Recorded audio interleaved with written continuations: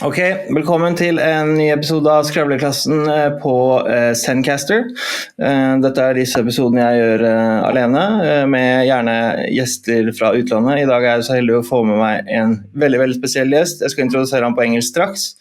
Han skal få lov å korrigere min introduksjon, for den er sikkert feil. But I'm very, very, very grateful to be able to speak with you, Professor Gregg Caruso. Yes, thank you for having me. University of Sydney and SUNY Corning. Yeah. So we're here to talk about your two new books, which both made a huge impact on me. And I can just, for listeners who are wondering what we're going to talk about, I can just say it right now. It's going to be about the free will debate. So here is the books. Recommend them to everybody. If you're into really heavy literature, science, this one, Rejecting Retributivism, is very good. But if you want a more soft read, the debate book between esteemed colleague, philosopher Professor Denne and Gregg Caruso himself, it's a very, very good book. So let's just start. Thank you. My first question is pretty simple. Do we have free will? So I'm a free will skeptic, and free will skeptics is a view that either doubts or denies the existence of free will. So first let me say I define free will as the control and action that's needed for a very particular kind of moral responsibility. 2 seconds.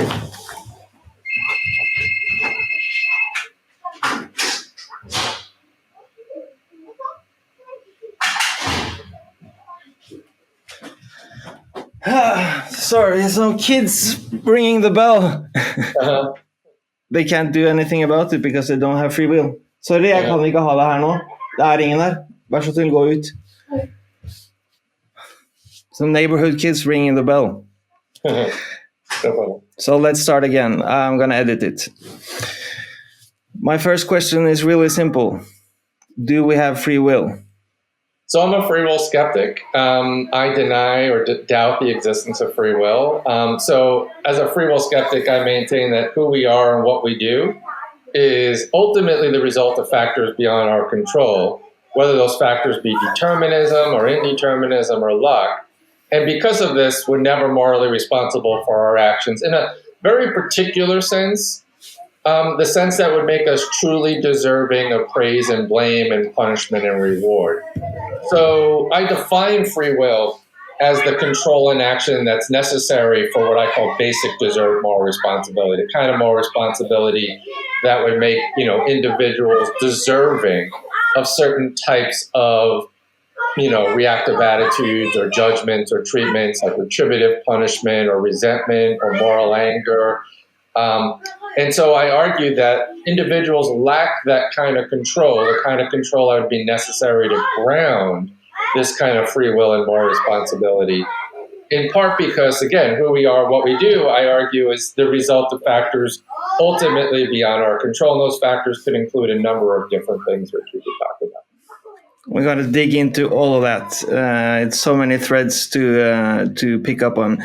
I just want to do something a little bit experimental because this is what you do in the debate book with Denne. You back and forth with thought experiments, some very famous from philosophy, history, and some I never heard about.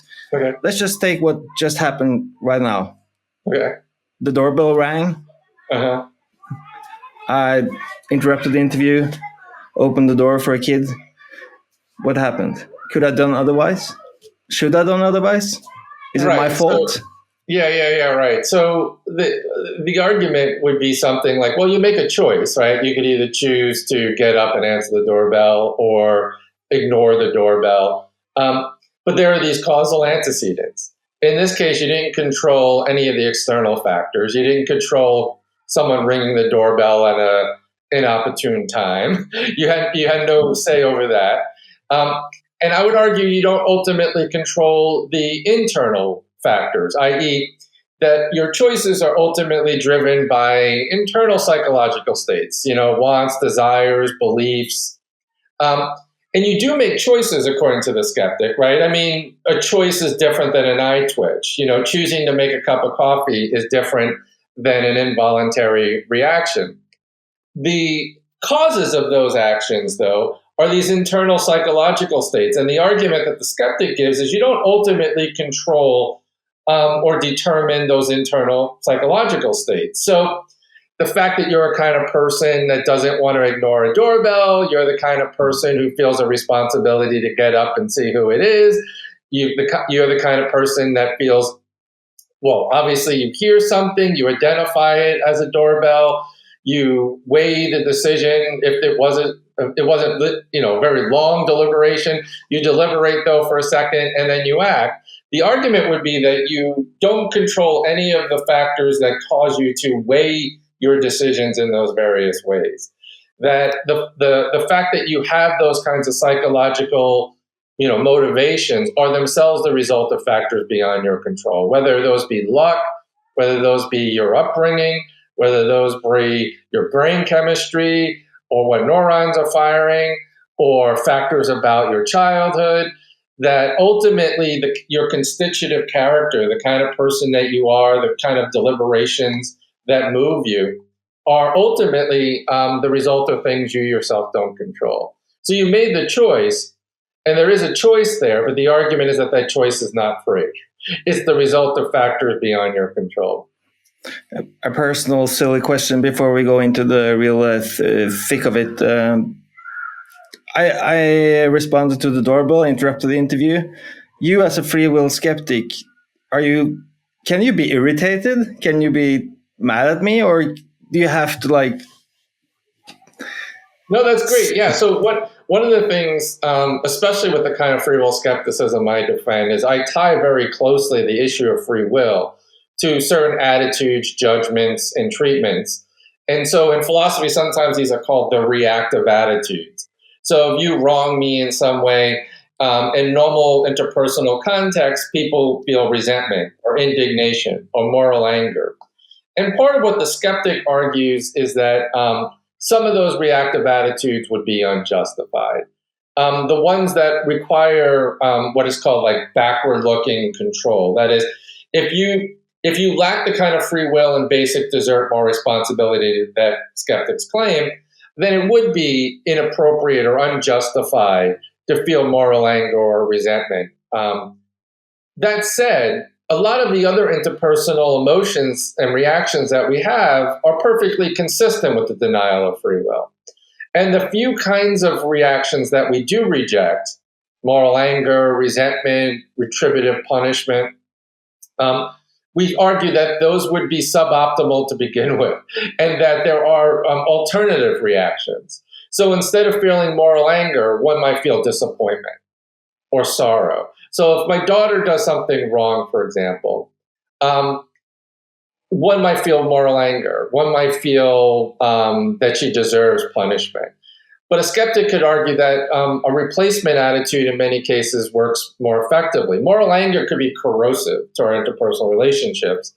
And so it's not the fact that we often don't feel these kind of reactive attitudes. It's that once you adopt this kind of philosophical view, you can recognize that they lack any justificatory force, that even though they might be natural to feel, we shouldn't give them the kind of justification that we normally would if we thought individuals were free and morally responsible. So instead of feeling anger at my daughter, I might feel disappointment. And those kind of reactions would be justified because they don't presuppose free will. And often they're pedagogically better. That is, it's often better to express disappointment or sorrow in a context where I'm trying to make my daughter a better person. And so, yeah, you can engage in certain reactions. I could even engage in a kind of moral exchange where I ask her what reasons did she have for making that poor choice, to identify the reasons within herself, to ask her, is there any features of yourself that you think are responsible for that wrongdoing? Do you think there are ways to work toward improving these features moving forward? That kind of a moral exchange, I would argue, is justified because it's justified on forward-looking grounds. That is, it's justified not on the notion of desert, that you deserve to be blamed or deserve to be punished, but it's grounded instead in forward-looking considerations like future safety, future reconciliation, and future moral formation. So the skeptic is okay with those kind of future-oriented, forward-looking kinds of reactions. What we reject and what we deny is the notion of desert or basic desert. And by desert, in the title of the Denne book, right, is just desserts. It's not deserts. It's not what we have after dinner. The notion of desert here is simply the kind of punishment or blame one deserves. Yeah, it's kind of a... If the skeptic is right, no one deserves in any basic sense. And by basic, I mean purely backward-looking, not grounded in forward-looking considerations. Simply because you did wrong, you deserve to be punished or you deserve to be blamed. We reject that kind of a justification. But there are reasons for moral intervention that are not grounded in desert, and those we say are acceptable. So many things to pick up on. Are we going to look at all the arguments in the book, and I'm sure we have to look at some of the terms because they're not so clear for all the listeners. But first of all, I want to ask you, scientists like you, philosophers, scientists, do anybody believe in free will in the ultimate sense any longer? Or Yeah. So there's three basic positions in the free will debate. If you want a very quick sort of history, the sort of main problem historically arose around what's called determinism. So determinism is the thesis that every event or action, including human actions, are the inevitable result of preceding events and actions, maybe in combination with the laws of nature. So things leading up to a particular moment. Or sometimes it's expressed as the thesis that facts about the remote past in conjunction with the laws of nature entail there's only one fixed future.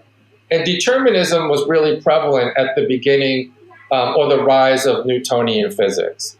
This understanding of the world, the scientific understanding of the world, seemed to indicate that everything was determined. The laws of nature were deterministic. And Einstein's theory is deterministic. And so people wondered, if determinism is true, can we be free? And three main positions kind of emerged. One view says no. And these are what are historically called hard determinists. They say that, well, if determinism is true, we lack free will, either because we couldn't have done otherwise, you couldn't have not gotten up and answered the door when the doorbell rang, or if determinism is true, you're not the ultimate source of your actions. The ultimate source of your actions drains back to antecedent conditions like prior upbringing, childhood experiences, even things, in the remote past before you were born.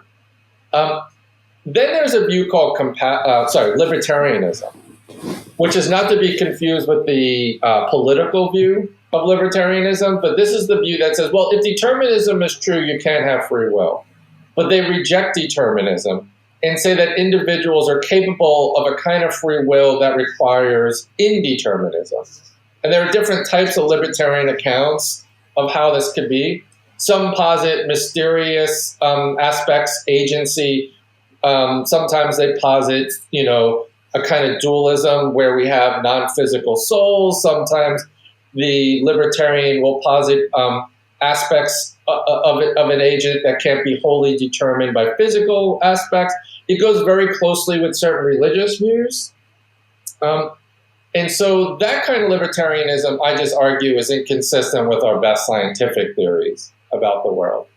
There are other libertarians that posit indeterminacy at the individual level of events. So they point to, for example, the rise of quantum mechanics that suggests, well, maybe the universe isn't deterministic. Maybe at the very fundamental level of the universe, there's this sort of randomness, these indeterminate events, and maybe they could percolate up to the level that affects human behavior.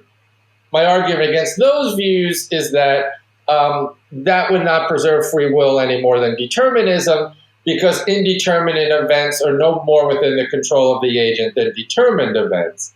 The agent is unable to settle ultimately what happens. And then there's a view called compatibilism, which is the view that Denne defends in the book, which tries to argue that you can be both free and causally determined at the same time. And what compatibilists tend to argue is that the issue is not about determinism, it's about whether agents have certain kinds of, reasons, responsiveness, or that they're not externally coerced, or that they approve of their own desires, i.e. that actions are caused in the right kind of way. And those are definitely more complicated, those views. And so the arguments against compatibilism, I acknowledge, are a little bit more difficult than the arguments against libertarianism. But ultimately, I reject compatibilism for a number of reasons. Because I don't think compatibilist free will is ultimately the kind of free will that would be sufficient to ground these practices of blame and punishment in this basic sense. And actually in the book, Denne acknowledges that. Denne acknowledges that the kind of compatibilism he defends isn't enough to preserve basic deserved moral responsibility. But instead, he wants to preserve some other kind of responsibility that he thinks is sufficient. So it gets complicated. I would just like to say very quickly, my view is that it doesn't matter whether determinism or indeterminism is true. I argue we lack free will either way. That indeterminism would not be capable of preserving free will any more than determinism. And then, to get less complicated, I argue that there's a whole other set of considerations that threaten free will, and they simply have to do with luck. And those have to do with, for example, the luck of the draw, the luck of the lottery of life. You have no control over who you're born to, who your parents are, whether you're born white or black, male or female, whether you're born rich or poor, whether you're born in an abusive home or a loving home, whether you're born with certain challenges, learning disabilities, attention deficit disorder, whether you develop normally or abnormally. You have no control over the lottery of life, which includes our genetics, our genes, which includes our circumstances and our environment. We also have no ultimate control. It's a matter of luck, whether we find along the way an encouraging parent or a supportive teacher, whether two people who commit similar acts, one gets in trouble, one gets caught, the other gets away with it. That could alter one's whole course of life by being brought into the criminal justice system. And so there's a kind of luck, I call it constitutive luck, that makes you the kind of person you are. It's the luck of the circumstances that give you that kind of psychology, that shape how you think and how you reason and the kind of decision-making that you engage in, that cause you to be the kind of person that might get up and answer the door when it rings. And then there's what I call present luck. Luck around the time of action. That's the kind of luck that might include whether or not the doorbell rings at this particular moment. It might include any kind of random indeterminacy that might exist just prior to action. Present luck could also include what kinds of thoughts come to you at that particular moment, whether your mind wanders or doesn't wander, whether you're being affected by the color of the wall or by situational features of your environment that you're unaware of. And my argument would be the combination of constitutive luck and present luck undermine free will and moral responsibility just as much as determinism and indeterminism does. Which make you optimistic, skeptic, hard, incompatibilist. Yes. Which we're going to come back to. I just want to say 15 years ago, I stumbled upon the debate, free will debate, as a total layperson, and I was like a hobby blogger or whatever you want to call it. Started to write about it with one of my friends. We were like philosophy nerds, not professional, but just interested. And for us, it was when we start to dig into this, seemed so obvious. It's like I can't see any explanation for there being free will. I mean, everything you just said, like you cannot take something as basic as you cannot choose your parents. I mean, you cannot choose which country you're born in. And when I read the book, the debate book between you and Dennett, which I find both interesting and amusing, because especially Dennett is actually a quite funny writer, but I cannot grasp his arguments. I have to excuse myself if I'm going too far here, but it seems to me like he doesn't even believe it himself, that it's not that he actually believes what he's saying, but he believes that preserving the illusion of free will benefit society, and therefore he will go to, I mean, put it bluntly, lie to himself and to his audience, because he thinks it's going to be a catastrophe if this illusion breaks. Am I onto something, or am I too harsh?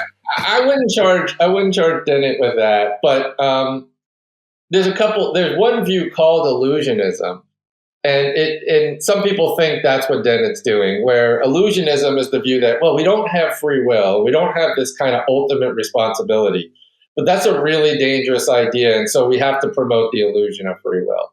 And there are people that hold that view. There's a famous philosopher, Saul Smolanski, that promotes that view. Dennett looks at times like he's defending a similar kind of view, but Dennett doesn't. It's the fact Dennett defines free will in a kind of instrumentalist way. I mean, you are right in this. The main concern that motivates Dennett's view is he thinks it would be just too dangerous to give up the idea of responsibility, that he doesn't think a society could be held together if we were to give up the idea of desert. So he thinks that, we really do need punishment. We really do need moral responsibility. And so therefore we sort of really need the idea of free will. I tend to think Dennett is much closer to the skeptic than he acknowledges. And going into the book, I was kind of hoping we would come to some common ground, because I thought in a way that Dennett's view always struck me as one that was almost willing to acknowledge that we don't have this kind of free will. And part of what I suggest is, well, why not just give up the notion of free will and preserve other notions? Like, I don't deny we have autonomy in the sense that people are able to, have more or less freedom from external constraints. I don't deny that individuals have different kinds of capacities, that some people are more capable or have the ability to be sensitive to reasons, can be moved by moral considerations more than others. I don't deny that there's a difference between people who suffer from severe mental disabilities and people who have normal capacities. I don't deny those things. I just don't think that those kinds of distinctions are enough to ground the kind of desert, the kind of punishment, the kind of moral responsibility that Dennett wants to preserve. So in a way, I think Dennett is a bit of an instrumentalist, that in the sense that whatever it is that's necessary to preserve these institutions, we must have that kind of agency, because it's necessary. Otherwise, he thinks we'll fall into chaos. Now, you said I'm an optimistic skeptic, because I don't see the dangers that some of the non-skeptics propose. That is, I tend to think that it is possible to live without the belief in free will. And not only is it possible, I would maintain it's preferable. That is, I think the notion of just deserts, I think the notion of retribution, payback, I think the notion of moral blame can often be corrosive, dangerous. And so I think in many ways we would be better off giving up the belief in free will, and with it giving up the pernicious notion in just deserts. Because as soon as we do that, I maintain that we could look more clearly at the causes and more deeply into the systems that shape individuals and their behaviors. And that could lead to more humane and effective policies. Once we see individuals as embedded in social systems, in causal, systems that shape who we are and how we think, then we could begin to deal with the underlying causes of criminality, of immorality or wrong behavior, and address those rather than taking a punitive approach, a reactive approach, where we simply turn to blame and punishment. I want to get into all the specifics about what kind of society you see before you in light of your views. But I have some other basic questions. Why do you think when I speak to people, a couple of days ago, I was talking to this professor at the police academy. It's a big case here in Norway about drug policy reform and how the anti-liberal, drug liberal lobbyists in the police trying to manipulate the debate and so forth and so forth. And I tried to push her on the issue of free will, and she's like, I don't want to go there. Like, Yeah. it's like, it seems it's just so counterintuitive for most people, whereas for me it's especially intuitive. Why do you think so many people hold the stark view that we have free will? Why do you think it's so? Why do you think the debate is not like up in the newspapers every day? And why do you think it's not on the agenda? It seems so important and so obvious for me. Yeah, I think there are many reasons, and there might be historical reasons in addition to what I'm going to suggest. But I mean, one obvious reason is I think people just experience themselves as having free will. That is, they think that when they deliberate, when they make choices, that process feels free to me. And they kind of make this quick inference that, since I feel free, I must be free. But I think also it's very ingrained in our politics and our social systems. It's ingrained in our law. In the book Rejecting Retributivism, I note how even the criminal law is grounded in presuppositions about free will and about moral responsibility. I think it also has been influenced over time by religion, and we inherit a kind of Judeo-Christian way of viewing ourselves as agents. Concepts like sin and redemption seem to presuppose agents are free. And so I think there's been a long historical notion of free will that many people have just been raised with. I think there's a first-person kind of experiential sense in which it just seems natural to think when I open my fridge and I look in there and I choose what to eat for breakfast, I wasn't determined to choose the thing I did. But I would argue that those feelings are an illusion. And those social institutions, yes, they presuppose free will, but they're presupposing something unjustified. And I think the natural reaction for politicians, lawyers, especially when you're talking about drug policy or criminal justice reform, is that people don't want to question that underlying assumption, because it's, in many ways, it's the linchpin to the structure. Our justifications are punishment. Our accounts of individual responsibility seem to presuppose it. I mean, one thing I do find interesting, and I'm curious to know from your perspective, is I tend to find the American culture is even far more individualistic and sees things through the lens of individual responsibility more than certain Scandinavian countries or certain Northern European countries.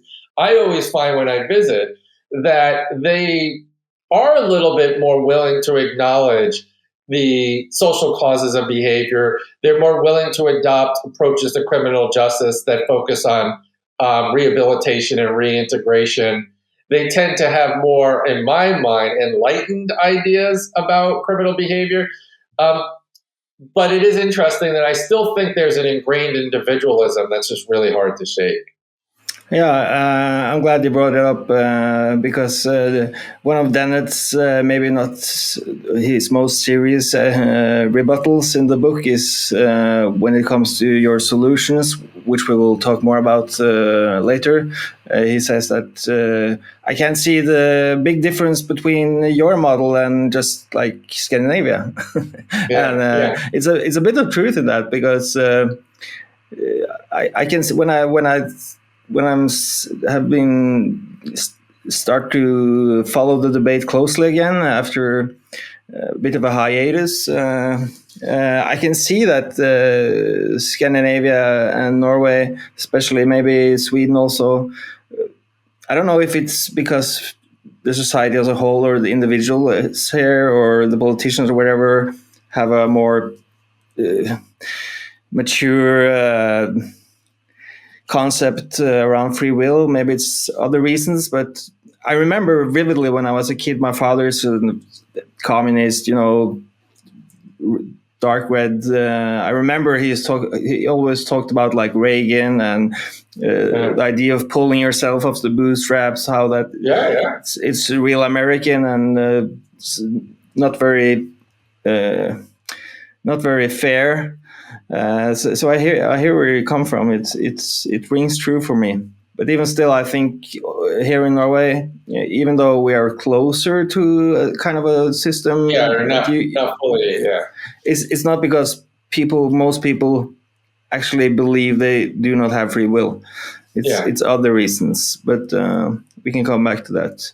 So let's break down your definition of yourself.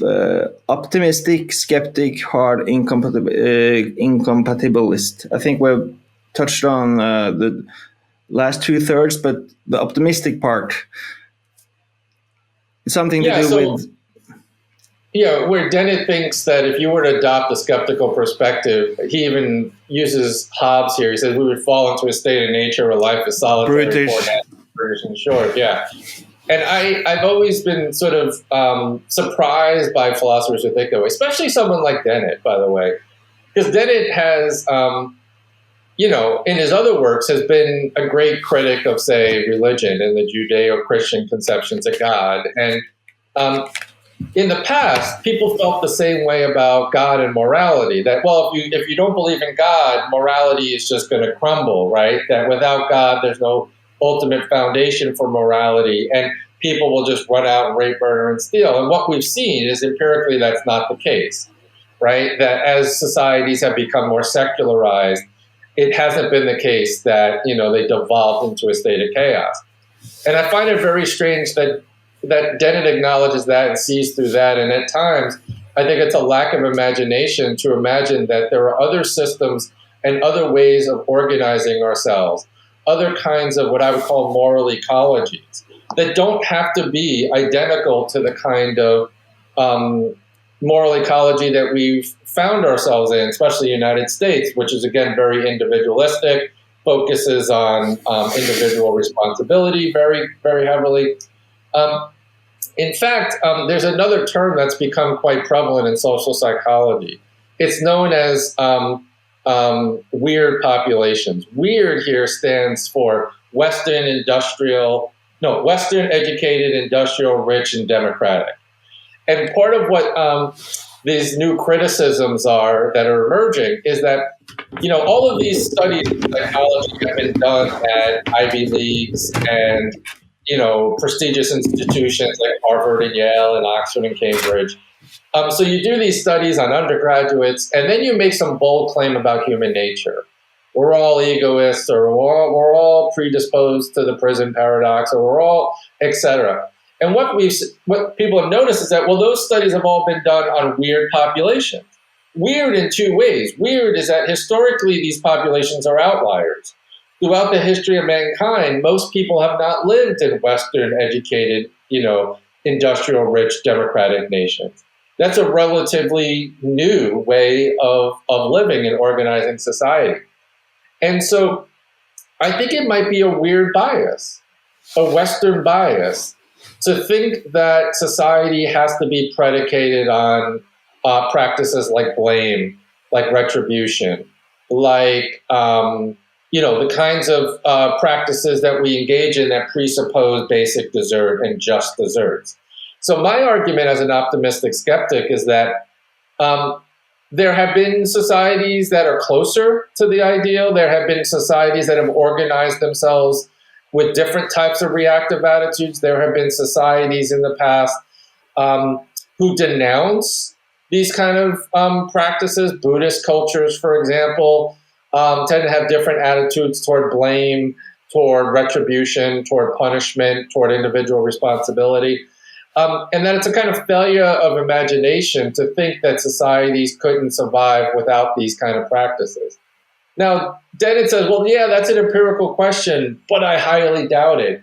And I don't know where that kind of certainty comes from, that kind of certainty that, like, if we were to give up this belief, society would crumble.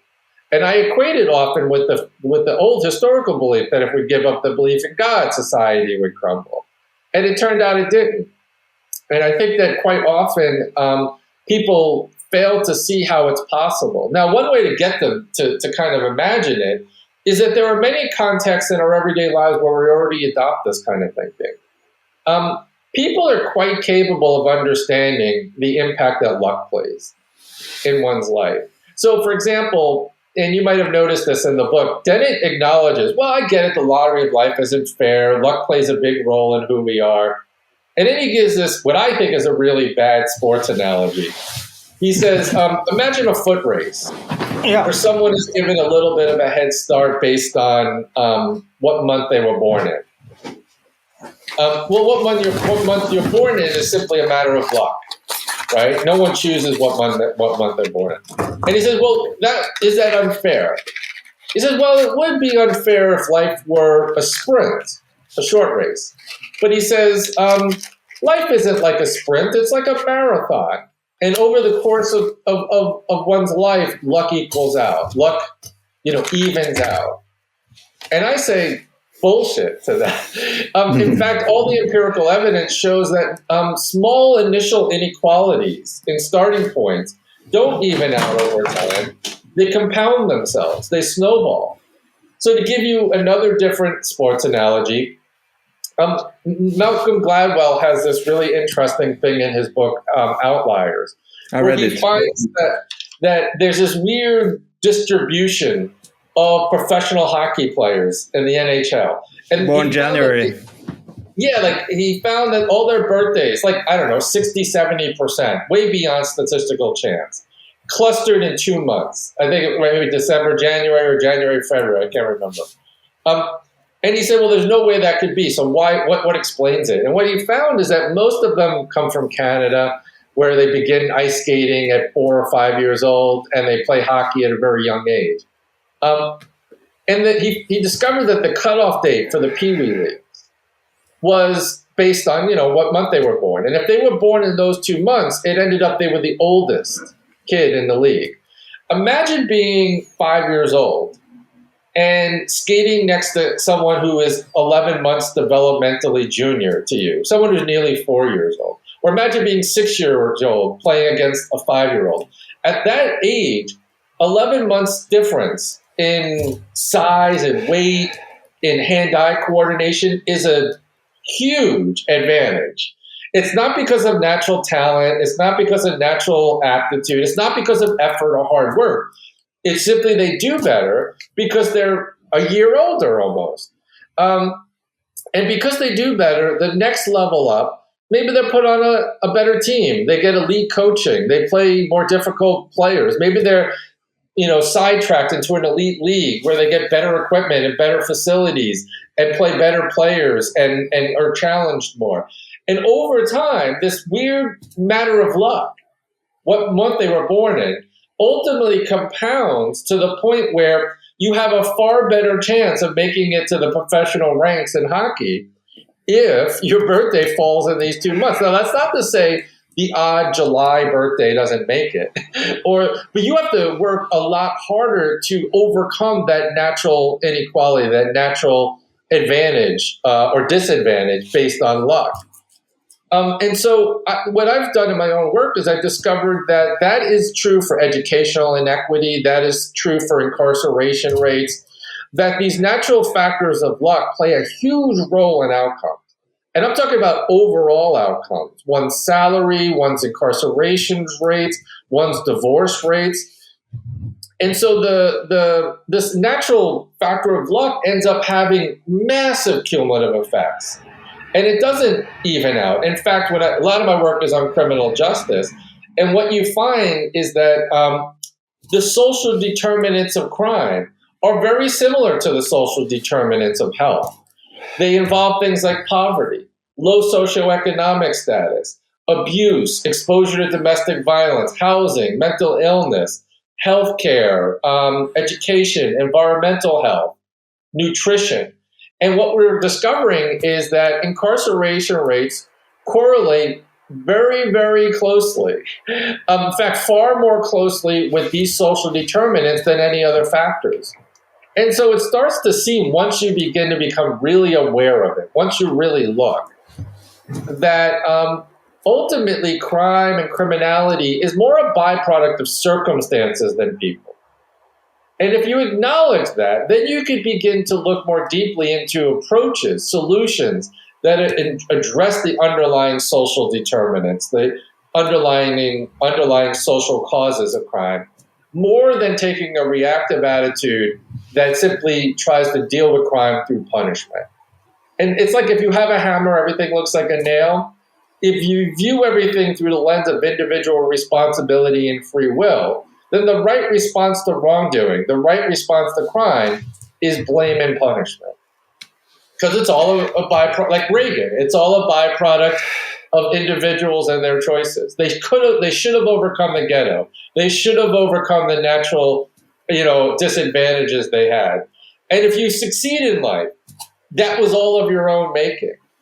And it turns out the closer you look, that myth of meritocracy is in many ways dangerous because it causes us to blame those that fail and always praise those that succeed, when often what you see is that those who end up either succeeding or failing are often succeeding or failing because of factors beyond their control. Luck, individual, interventions, opportunities. And so the more you realize that the causes are systematic, then the more you can begin to adopt, I think, more humane, more effective approaches to correcting our social ills.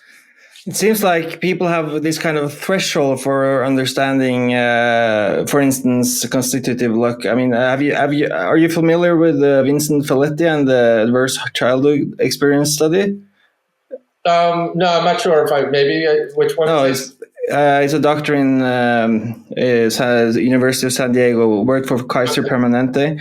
He did this big study called Adverse Childhood Experience. Oh, okay, yeah. Found out that he found out many things, but he found out ultimately that, for instance, people who have experienced 1 out of 6 different types of trauma in childhood have a 50 times higher, 5,000% higher chance of ending up as drug addicts. And all these groups converge, like overweight people smoke more, people are in danger of getting heart disease, they have less friends. I mean, all of these bad categories, all these people converge. There was a whole population study in Norway where they examined the whole entire population in Norway and found that children of parents in lower socioeconomic categories, poverty, poorer essentially, were twice as likely to commit violent crimes or be convicted of drug crimes than their peers. They also did another study on women in prison, and they found that 85 to 90%, almost 90% of the women that were imprisoned, this is a study in the United States, had been prior victims of abuse, whether that's sexual assault, rape, child abuse, domestic violence. And so what we're finding is that prior exposure to violence, prior abuse, often manifests itself in risky types of behaviors, which result in criminal records. Often people can't hold steady jobs, higher unemployment because they've been abused. And so since the women have been abused and victimized in the past, they end up not being able to hold steady jobs because of the psychological effects, which ends up resorting in petty crime to survive. Once you see that, it seems much harder to think, well, they deserve to be blamed and punished. Rather, it seems that with this black and white image we have of the criminal, where on one side we have the victim and on the other side we have the perpetrator, is a myth. When you actually look at the lives of those who find themselves incarcerated, the vast majority of them have themselves been victimized at some point in their past. And so there's a cycle of victimhood and criminal behavior such that if you're victimized, if you've been exposed to violence, if you yourself have been abused. There was another study in Boston that found that 50% of the male prisoners that who were convicted of violent crimes were beaten as children. 40% of them witnessed someone being killed in front of them. So if you grow up in a community of violence, if there are gang violence in all around you, and 40%, that's a crazy number, had seen someone killed. 50% had themselves been abused. That kind of experience is going to have a dramatic effect on who you are, how you turn out, and ultimately what kinds of behaviors you engage in. Rather than taking a reactive attitude where we always turn to punitive responses and punishment and blame, it seems that once you realize these things, you should take a more reactive attitude that focuses on prevention and social justice. Besides all this strange fixation on the future of baseball, I found Denne's arguments about how you can even out your own bad luck by maturing or something like that. Very odd. What do you think about that argument? So he seems to think that effort and hard work is somehow the best way to overcome, disadvantage. And I always think that, look, it just seems luck all the way down. You can't solve the problem of luck with more luck. So whether you're the kind of person who's able to overcome those challenges, it's itself a factor of luck. That is, maybe one person grows up in an abusive home and another person grows up in an abusive home, and one can overcome that kind of abuse and succeed, and the other one ends up having difficulties because of their experiences and finds themselves in and out of trouble. Well, I don't think that's the overcoming of free will or the expression of a will that's radically free. I mean, what I think is that ultimately there are other factors that are determining whether that individual has the capability to overcome. And those factors themselves are going to be the byproducts of luck. And so, like, whether, you grew up with parents that always argued, well, some people might end up having less successful marriages. Another person may say, I don't want to turn out like my father, and alter their behavior and end up being a perfect, husband or partner or father. And it might simply be because other factors in their lives altered, how they perceive, how they weigh, how they judge these experiences, whether or not you are capable of working hard, whether you're capable of expressing the kind of effort that is needed to overcome those challenges, is itself a byproduct of luck. So I don't see how one could solve the challenge of luck by just introducing more luck.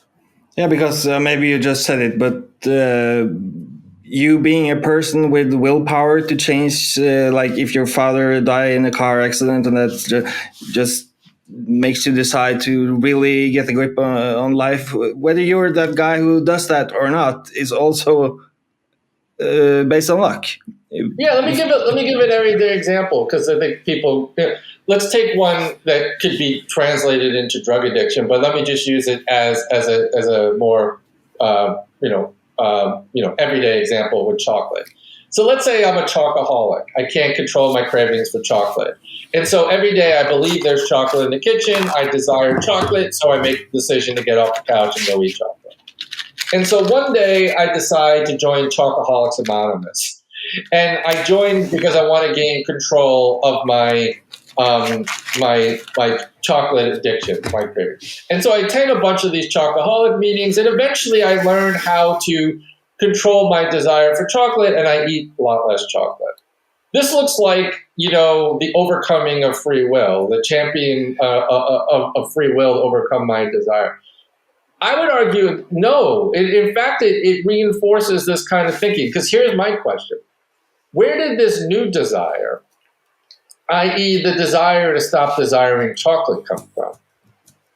And I would say that desire itself, the desire that caused me to go join Chocoholics Anonymous, was itself causally determined by antecedent events. Maybe my wife makes a comment about my weight. Maybe I go to my doctor and he tells me my cholesterol levels are really high. Maybe I read a lot of articles about the negative effects of eating chocolate. And so my inner scales begin to shift. And my desire for chocolate becomes weaker. And my desire to stop desiring chocolate becomes stronger. And because the inner weights are altered, I make different choices. I go and I take steps to reprogram myself, to recondition myself. And so, yes, there's a kind of control that comes in that. But I would argue the decision to make the steps that ultimately affect whether you can overcome that desire are themselves the result of factors beyond your control, right? And I think that we see that not only in everyday examples like this, but we see that in cases of addiction, people seeking rehabilitation. We see it in cases of almost every decision. When you really reflect upon it, you have to ask yourself, am I reacting to my likes and dislikes, my desires and my preferences? Or am I controlling my likes and dislikes and desires and preferences? And I think when we come down to it, we will admit to ourselves, I don't control my likes and dislikes, I'm reacting to them. If you could control your likes and dislikes, how about not disliking anything? My wife can't eat mushrooms. She chooses not to eat things with mushrooms. She chooses not to order things off the menu with mushrooms. And I jokingly say sometimes, well, just like mushrooms. Life would be much easier, just like mushrooms. But she can't just flip a switch and like mushrooms. And so you don't control your likes and dislikes, but yet you're going to make your choices based on your likes and dislikes, your preferences, your motivations, your desires. So when she's given a choice, looking at the menu, she's choosing what to eat. But that choice itself is determined by a whole set of psychological weights and scales that are determining her choice, but she doesn't set the scales. She's reacting to the scales. Now, yes, you could make efforts to change the scales. And that's what Denne always falls back on. Like, I could go join Chocoholics Anonymous and try to alter my scales.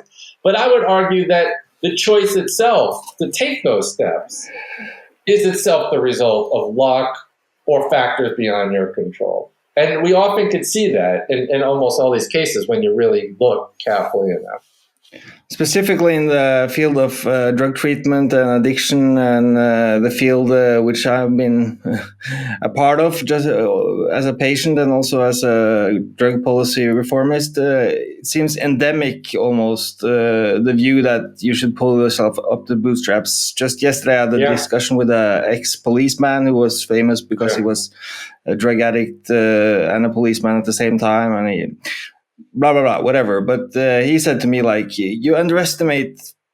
I agree with so much of what you're saying about I'm talking a lot about loneliness, and I have other intellectual pursuits which I'm engaged in, and he says, like, I'm all on board with all you're saying, except for the thing that you underestimate the capacity in the individual, specifically the drug addict, to change your inner self.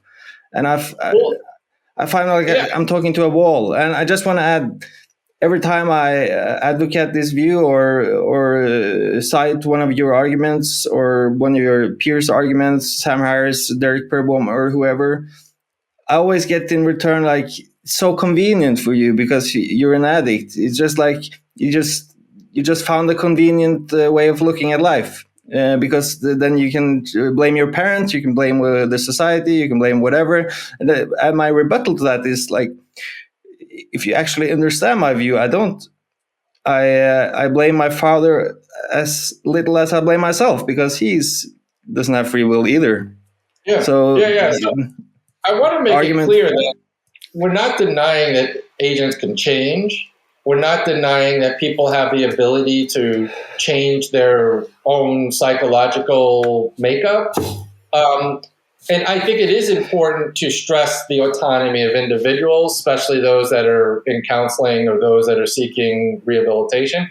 What I deny is that they ultimately have the kind of control over that process and whether they succeed or fail in a way that they deserve to be blamed or punished or rewarded or praised.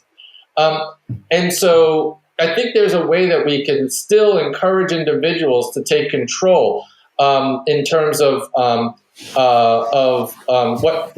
my colleague Bruce Waller calls take charge responsibility, without giving in to the idea that individuals are morally responsible in the basic desert sense. So I don't want to discourage the idea of agency to the extent that people can alter their course of life, but I want to make it clear that we also have to provide the opportunities and the support system and correct for the social ills to make it easier for people. Instead of saying, because when you have this mentality of lifting yourself up from the bootstraps, you're less likely to fund the kind of initiatives that would help individuals succeed in their ability to overcome these challenges, because you see it more as an individual challenge than you do as a social challenge. But you and your peers, your colleagues, you're weird. You're white, Western, industrialized, educated, whatever. But let's take the devil's advocate's perspective for a second. If people like me, or people in like the vast majority of people living at the end of the table, at the bottom of society, if they start to get convinced that free will is an illusion, is there a danger that they will just lay down on the couch and say fuck you to everything, and it's not my responsibility, not my fault, I don't have to do anything?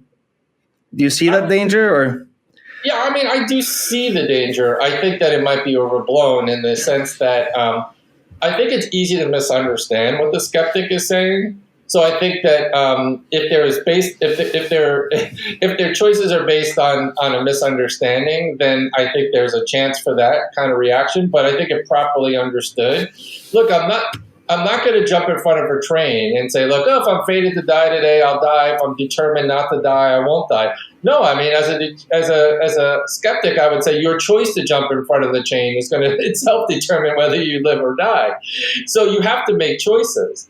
Fatalism, I think, is a different thesis than determinism. Fatalism is the idea of just stopping what I'm going to, JFK was fated to die on that day and nothing he did would matter. That's not what I'm suggesting. But what I'm suggesting is we lack the kind of control and action necessary to blame and praise and hold accountable in a fundamental sense individuals. I also want to say that we're not going to just let criminals run free. Like, if you end up, committing a crime and say, well, I'm not responsible because I don't have free will, that might be true, but we also might be justified in isolating you from society. So part of my own alternative model is that instead of seeking retribution, that we could justify certain types of responses to wrongdoing, in particular responses to criminal behavior, on what I call my public health quarantine model. So the basic idea, let me start, it has the quarantine part and the public health part. On the quarantine part, this comes from Dirk Pereboom. It starts with this analogy of quarantine. So let's say I came to visit you in person, and in my travels, I contract Ebola or COVID. And so I get out of the air. Don't get down that rabbit hole. Yeah, and they test me and I test positive.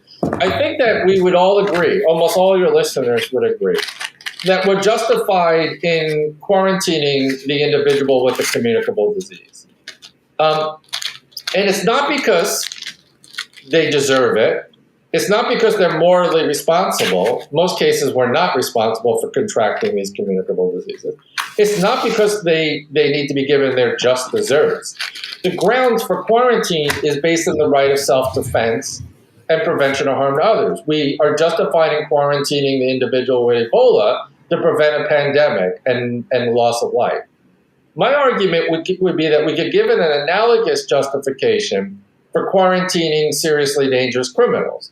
We could justify incapacitating the serial killer, the child molester, on the grounds that it's necessary. It's a form of self-protection, prevention of harm to others. It's necessary for public safety. That said, and you could justify incapacitating that seriously dangerous criminal without, again, appealing to free will or basic desert. Again, the justification is analogous to the justification for quarantine, grounded in the right of self-defense and prevention of harm. That said, though, if you were to adopt this model, a number of really important reforms follow. For one, we're not justified in dehumanizing the individual, disenfranchising the individual, stripping them of all their basic rights. So let's say you quarantine me at the airport. Okay, well, you're justified in limiting my liberty. Again, when I first proposed this theory, most people didn't have an experience with quarantine. Almost everyone now does. And I think we acknowledge that there can be limits on liberty for public health reasons. And the justification is, to prevent pandemics, let's say. But quarantining me doesn't mean you have the right to dehumanize me. No, you have a moral duty to treat me. You have a moral duty to respect my rights, my other rights. You have a moral duty to release me the minute I'm no longer a threat to society. And so I would argue the same thing carries over to criminal justice. The criminal justice system should have a moral duty to rehabilitate the individual and reintegrate them as quickly as possible. They should adopt the principle of least infringement, which says you should adopt the least restrictive measure necessary to protect public health and safety. So we don't quarantine people for the common cold. Even though if I sneeze on you and you get sick, I've caused you some harm, we accept a certain amount of risk in society. We see certain harms as acceptable risk. We restrict quarantine to very special, very precise, very extreme cases. And I would say that, therefore, we should reevaluate why we incarcerate people, how long we incarcerate people. And on my model, the vast majority of people we incarcerate would be better dealt with by alternative means. I'll give you a couple quick statistics. The vast majority of people, over 50% of people incarcerated in the United States, have a diagnosable mental illness. Most of them would be better dealt with mental health services. The vast majority of people in the United States that are incarcerated because of underlying addiction problem. Either they were caught with a certain amount of drugs on them, or they committed crimes to feed their addiction. Most of them would be better dealt with drug treatment options. Low-level crimes like drug possession for marijuana, I advocate decriminalization, that we should decriminalize many of the things we currently incarcerate people for, because those kind of self-regarding acts don't pose a threat to other individuals. And so my model would be capable of dealing very effectively with the mass incarceration crisis in the United States. But the other aspect of my model, just to throw it in, is I owe you a story of what to do with the criminal, what to do with the violent offender. And I argue you can justify incapacitating them on this incapacitation account analogous to quarantine. However, I want to shift the myopic focus people have with punishment to this public health approach. And the public health approach is grounded in a focus on prevention and social justice. And part of what the public health framework is already good at and has already been doing for decades is addressing public health issues through identifying the underlying causes and addressing the underlying social causes. So, for example, you might look at infant mortality rates in India and see that some of the main causes for children dying in childbirth is poverty. Or in many cases, it's women's rights. Women don't have reproductive control over their bodies. They don't have a say in how many children they have. So to address this poor health outcome, you have to first address the underlying social injustice. You have to deal with sexism. You have to deal with women's rights. You have to deal with literacy. You have to deal with access to birth control. You have to deal with poverty. And so my argument is that once you realize that the social determinants of criminal behavior include things like poverty, low socioeconomic status, abuse, domestic violence, housing, healthcare, education, that addressing criminal justice, you can't have criminal justice reform without simultaneously addressing issues of social justice. And so in a certain sense, our public health institutions should be aimed at addressing these social injustices, these issues of social justice as a means of prevention. And so my approach is, I think, a more holistic approach that is treating individuals as full individuals embedded in social systems, and therefore tries to address the underlying causes as well as dealing with the outcomes at the other end. This play is very interesting, but let me play devil's advocate again. I agree with you on almost everything you say, but for the sake of trying to be a good journalist here, one of Dennett's rebuttals again is like the worst criminals, even if they have mental health issues or addiction problems, whatever, to put them in a hotel, I think you used the term. Is that sufficient enough deterrent to make them not behave in this way again? Because ultimately the goal of retribution or punishment is to rehabilitate people, and so they can come back to society and be lawful citizens who pay taxes. But if they're put in a hotel or quarantine hotel-ish place, is that deterrent? So this is kind of a common objection, and it's grounded in the idea that, my model is also not retributive, it's also not punitive. So, for example, I would take issue with one of the things you just said, which is that the purpose of punishment is rehabilitation. That's the purpose of some justifications of punishment, but not necessarily retributivism. Retributivism is grounded in the idea, well, they just need to be given their just deserts. And so the harsh treatment is aimed at retribution, not necessarily rehabilitation. And so our punitive institutions, our prisons, for example, have been designed primarily for punitive purposes. They've been designed to punish, and the punishment itself is a kind of harsh treatment, not necessarily aimed at rehabilitation, but aimed at giving them their just deserts. And I think we know now that those systems don't work. The United States, for example, has one of the highest rates of recidivism, which is repeat crime. 85% of prisoners who are released will be rearrested within the first 5 years of release, which shows you that punitive approaches, harsh treatment, punishment doesn't work. It doesn't make us safer. It doesn't reduce crime. Deterrence doesn't necessarily make us safer or deter crime. The states in the United States that have the death penalty, well, that's a pretty good deterrent, actually don't have less murderers. In fact, it turns out that the states with the death penalty tend to have higher murder rates. So what I would argue, and so some people have said, and this is Dennett's kind of view, my model, it replaces punishment with punishment. And instead, we're obligated to house these people in the equivalent of 5-star hotels. And that's not going to deter crime. Part of my response is, well, that's an empirical question. And I think that there are multiple reasons to doubt it. One is, again, to look to Norway. There are certain prisons in Norway that have been designed more along the lines of what I propose than the kind of punitive institution. So, for example, there's Halden Prison. There's Bastow Island. Halden Prison, some people have called it the most humane prison in the world. It has a recording studio. They spent millions and millions of dollars on art installation. The housing is in these little pod-like housings that look the equivalent of like the best, college dorms you'll ever see. They encourage interaction between the guards and the prisoners, and they maximize the autonomy. They allow individuals to alter their personal spaces by hanging up, images and art, and they give them access to knives and kitchens. They provide them with college education, recreation. There's Bastow Island, which actually almost all the guards go home at the end of the night, leaving the people who are there free to roam. And in fact, they have access to a ferry that runs during the day. There's been no attempts at escapes.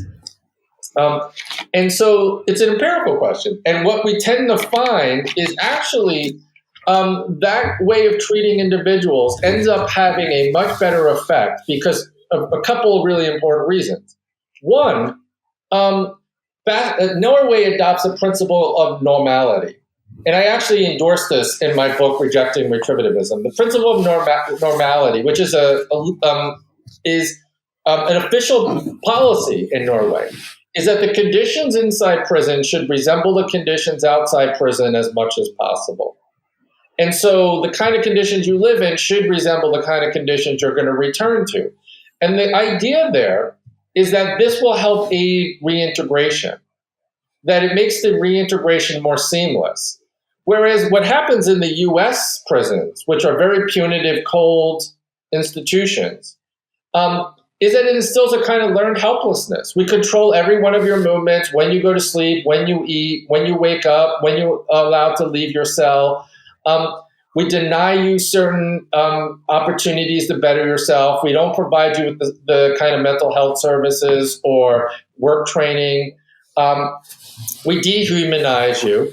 And the result is that generally when people get out, they don't have the skills. They're not used to the kind of autonomy of the world outside prison, and they end up failing. And so I think that Denne's just empirically wrong. Actually, it turns out that these kinds of programs that treat individuals as humans, that allow them to maintain all of their other basic rights. In Norway, for example, individuals retain their voting rights. In the United States, not only do you lose your voting rights in prison, many people never regain their voting rights even when they're released. So in the last presidential election, for example, 6.1 million Americans couldn't vote because they had prior felony convictions. By the way, the vast majority of them are African American. And so that kind of voter disenfranchisement ultimately tells an individual you can never be a full citizen again. And so by treating individuals in these kind of ways, setting up the hurdles of making life back into society more seamless. In fact, they're not allowed to in certain kinds of housing because they have prior convictions. They can't apply for certain kind of jobs because they have prior felony convictions. It sets them up for failure.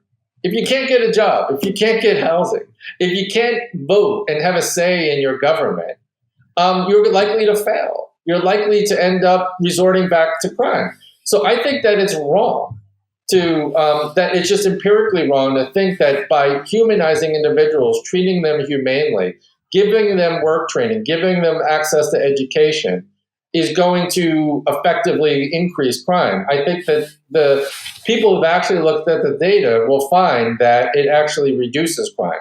So for one more example, education in prisons in the United States. A lot of Americans oppose it because they say, well, I can't afford to send my own kid to college. Why should the taxpayer be paying for people in prison to get free education? What they don't realize is for every dollar we spend on prison education, it saves us $5. This is a fact. This is a study that showed this. So that's because for every dollar we spend, it reduces recidivism by 40% just by itself. And the cost of not doing it is higher because the cost of crime, the cost of property loss through crime, the cost of court fees, the cost of incarcerating individuals is far higher than the cost of educating individuals, of providing them with the skills necessary to get jobs. And so I just think Denne's fundamentally wrong about that. Your view, by some, I would guess, sounds a lot like socialism. Do you get that criticism often? Yeah, I mean, I try to be neutral as to my policy proposals. I do make, in Rejecting Retributivism, a dozen or more policy proposals for how to apply a public health approach.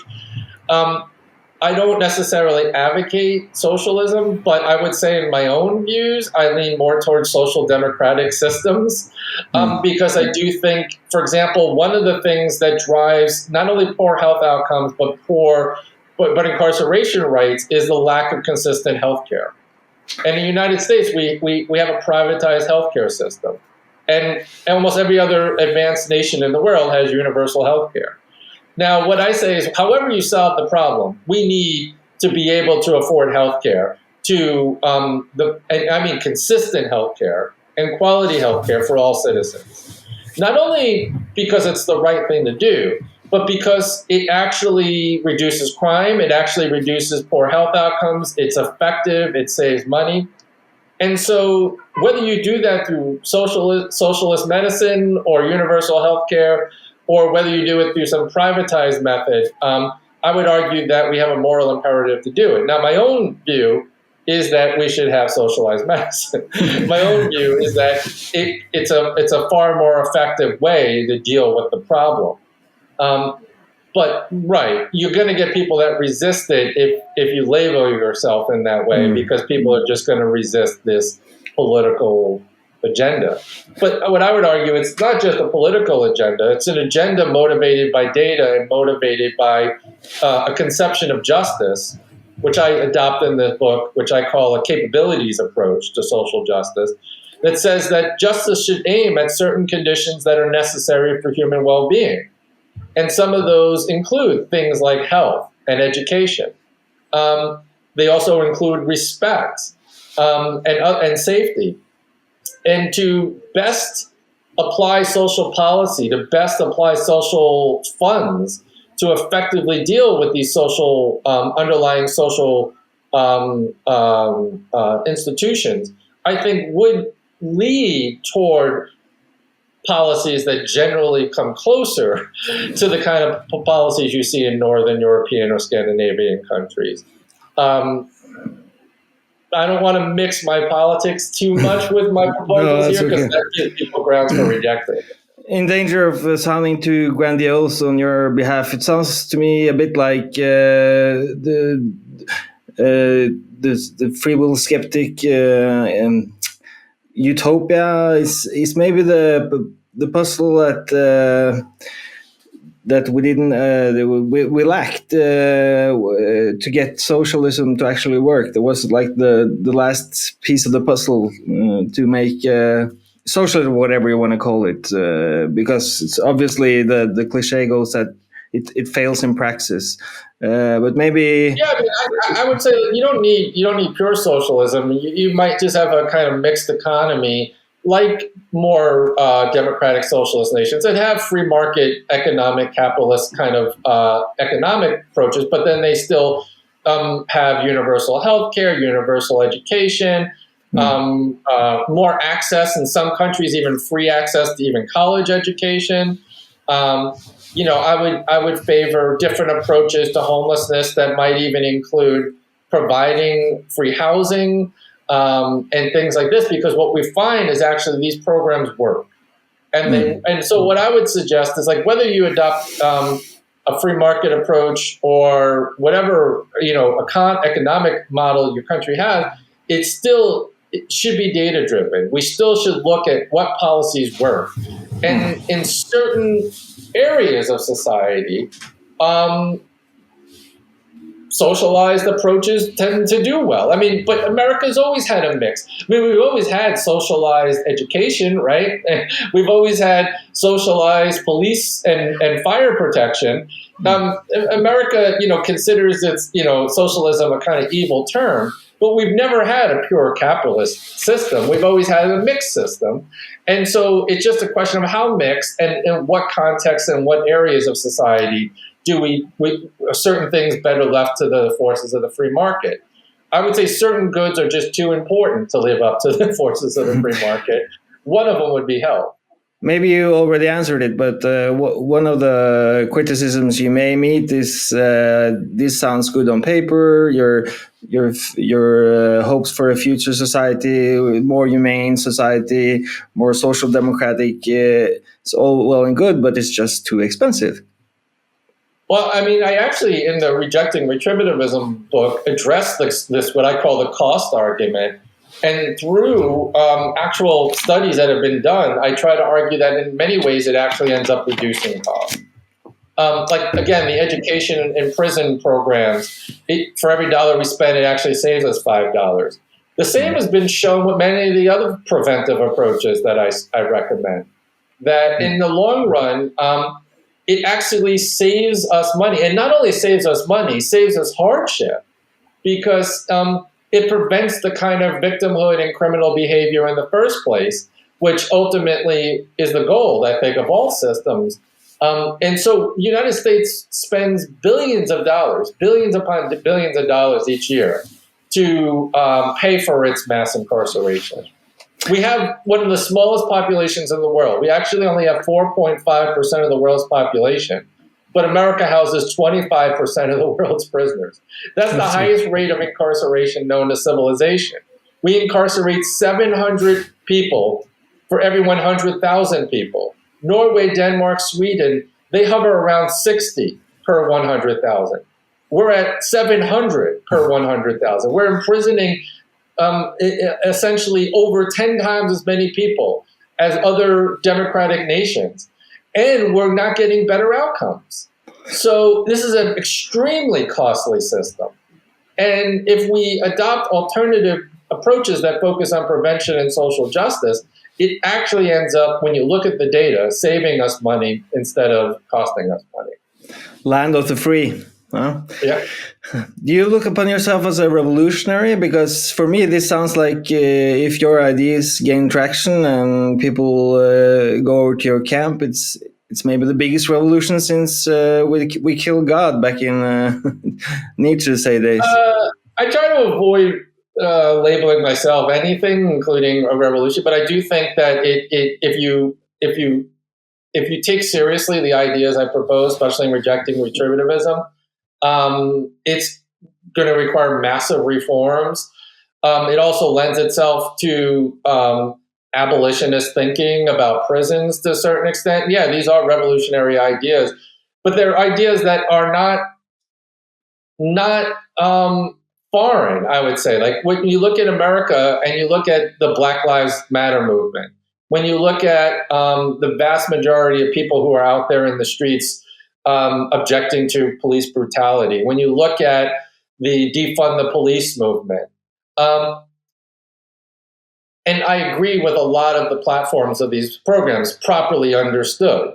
When people speak of defund the police, what generally people are meaning is that we can reallocate certain funds that we currently funnel toward the police toward more preventative approaches. When you talk about abolitionism, on my model at least, that would mean that we don't have prisons in the traditional sense. We don't have punitive institutions that are aimed at punishment. Instead, we have rehabilitative institutions and programs that are humanizing for the few individuals that do need to be incapacitated. I do see these as radical ideas, but I also see them as ideas that already are gaining wide traction within society, that there are movements already that drastically think we need to reform our criminal justice system, think that we need to rethink our approaches to justice, both criminal justice and social justice. So they may seem radical or revolutionary, but I think that they're grounded in sound thinking. I think they're grounded in data-driven policy. And also, I think they fit best with our best philosophical and scientific theories about the world. So I think they're also justified.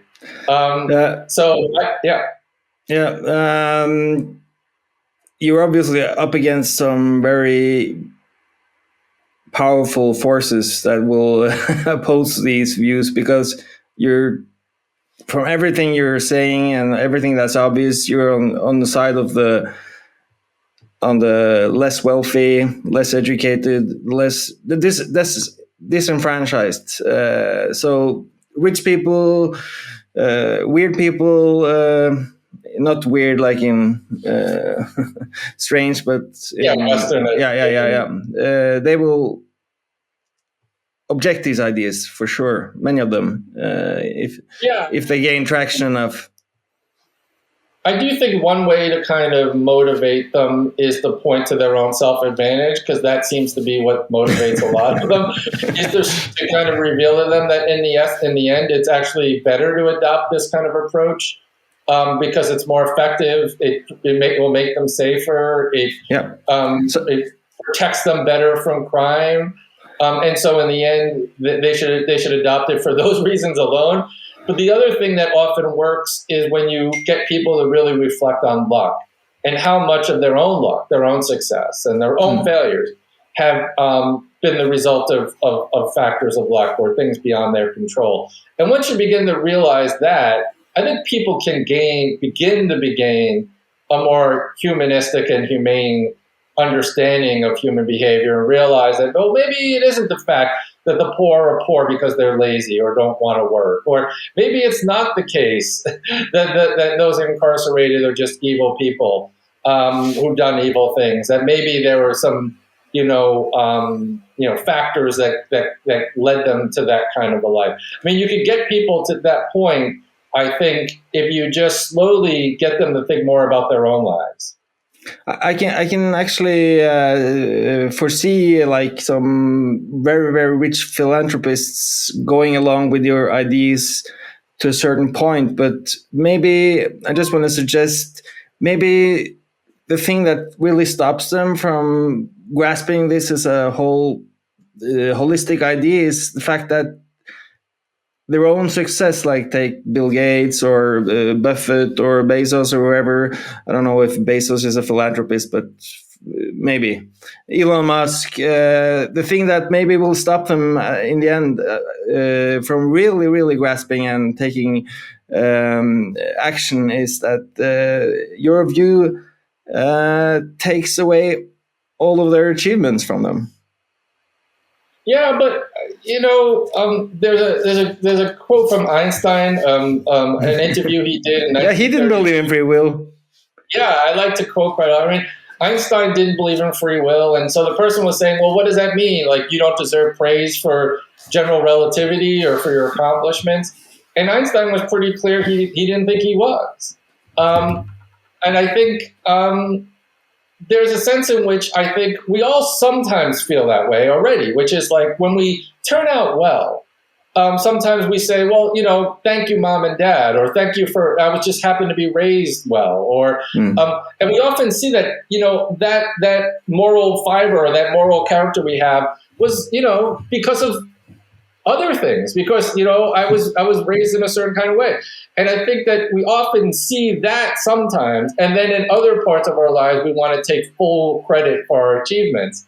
Whereas I think that, maybe it isn't such a bad thing if we're a little bit more humble and we adopt more humility and recognize that both our failures and our accomplishments, it's not that I didn't do them. It's not that you can't attribute certain accomplishments to me. It's not that Einstein wasn't hardworking or industrious or original in his thinking.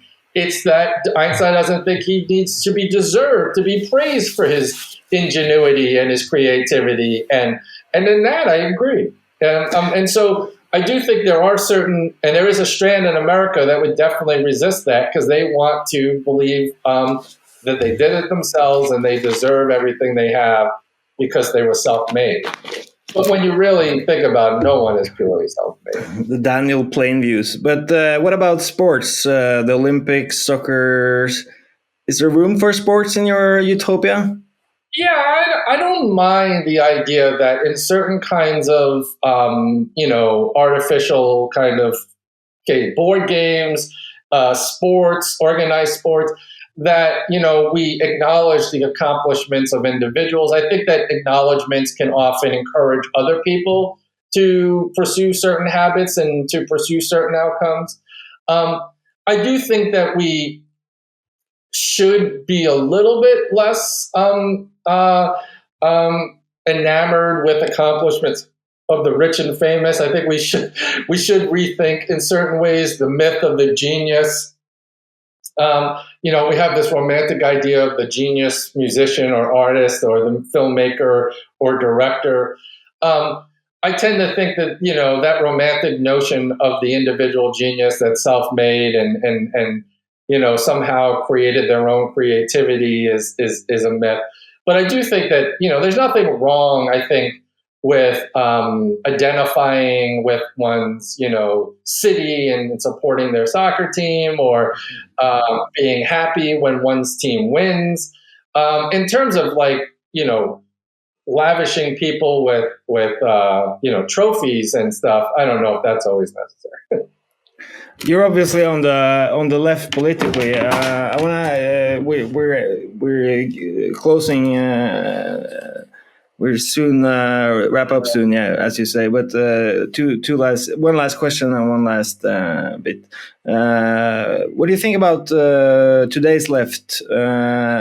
Seems to me like it's more and more focus on good and evil, the bad guys, the good guys, who's done that, who's done this. It's almost, to me, it seems like the left, especially in the US, is going in the wrong direction in regards to your ideas.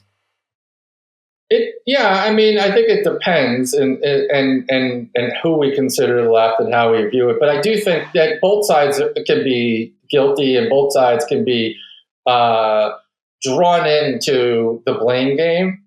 And so I do see that a lot. Like one example, and I'm not anti-cancel culture, and I don't want to get into the debate about cancel culture, but I do think that sometimes you see, even in this phenomena on the left, sometimes of jumping on people in social media, for example, and trying to destroy their lives because of something they said or something they do or something that was caught on video.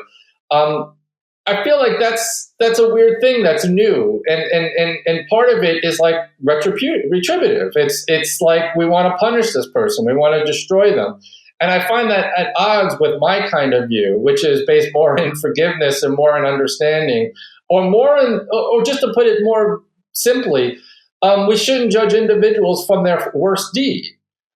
It's the same as true in criminality. The idea of someone as a criminal, and they're labeled a criminal once they're found guilty of this act.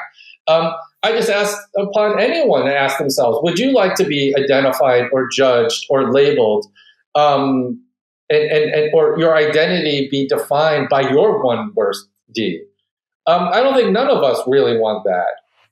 So I do think that there is some of it. I think, in terms of economic policy, in terms of approaches to infrastructure bills or universal health care, I do see that the left has sort of backed down from its ideals in some. Part of it is just pragmatics. It doesn't seem like the U.S. is prepared or ready for radical change in healthcare or economics or even environmental policy. I think it's necessary that we deal with climate change, that we remove subsidies for oil companies, that we take more radical steps to invest in alternative energy, that we invest in infrastructure and universal health care. But I think with the election of Trump, I think, people are afraid that, you go too far too quick and it means you end up getting the opposite person in the office. And so I think pragmatism has overcome the left. And so I think there's a little bit of concern with that. I think we get obsessed with electability. People don't vote for Bernie Sanders or for someone they maybe agree with their policies on in fear that they're not electable. But if we're all doing the same thing, then we'll never get that person in office who could actually, implement change. So I do think there's a lot to talk about with regard to that. Yeah. I really hope my audience found this conversation persuasive or at least enlightening. Lastly, if not, I want to ask you to explain again the Kantian Island experiment, because that seemed to me like a really good thought experiment to get people to start thinking about this as a last finishing little stunt here. So the notion of retributive punishment is grounded in the idea of desert, that the individual needs to be given their just deserts, regardless of whether it produce any benefit. And a good example, a way to kind of think about that is this example that Immanuel Kant gave, the very famous German philosopher. And he was a retributivist and believed very strongly in free will. And so he gives this example of an island society. And he says, imagine that this society is going to disband themselves. They're going to dissolve their social contract. Everyone's going to leave the island. And they're going to scatter around the globe. But there's one remaining prisoner in jail. He's a murderer. And Kant asks the question or contemplates whether or not would the last person before they left the island, would they be justified in executing this prisoner? And Kant argues, not only would you be justified in executing them on Kant's perverse view, you have a duty to execute them. And Kant's way of justifying it is the idea that it's not because it's going to make us safer. There's no one left to protect. It's not because it's going to help in the moral formation of this criminal because you're killing them. So that's not going to help. It's not because it's to deter crime. There's no one left to deter. The justification for punishing them or executing them for Kant would be simply that they need to be given their just deserts. If you have free will and individuals are morally responsible, then they should be justly held accountable for their wrongdoing. And Kant thought the only proportional punishment, the only just punishment for murder was death. Now, not all retributivists are in favor of the death penalty, but they do agree with Kant that the primary justification for punishing people is to give them their just deserts, not because it's going to benefit us, it's going to make us safer, it's going to help reform the individual or deter others. And what I'm trying to get at with my arguments is that I'm rejecting that notion. I'm rejecting that kind of view that we should purely look backward looking at the wrongdoing of individuals and judge whether or not they need to be given their just deserts or blamed or punished for simply having done some action. Instead, we can ground our practices in forward-looking considerations, and instead we should morally consider whether or not our actions will improve things, make us safer, improve morally the individuals we're trying to educate, etc. And so that Kantian thought experiment is a way to distill one's thoughts and say, do you think this individual should be punished simply because they committed the act, even though everyone else is going to be gone and there's no one left to deter, no one left to keep safe, no one left to to communicate disapproval of? If you say yes, then you're a retributivist. And I hope you read the book because I think there are good reasons for rejecting retributivism. If you're not, then you're already acknowledging that retributivism is a bad approach and is unjustified. Gregg Caruso, thanks so much for coming on our show talking about this. I think it's really important that your voice be heard all over the world, also here in Norway, even though we almost live in a society that you could deem worthy of duplicating. Yeah, thank you. Hope you want to come back when there's new development in the free will debate. It's going slowly but steadily forward. Yeah. Well, good luck with your project. Goodbye.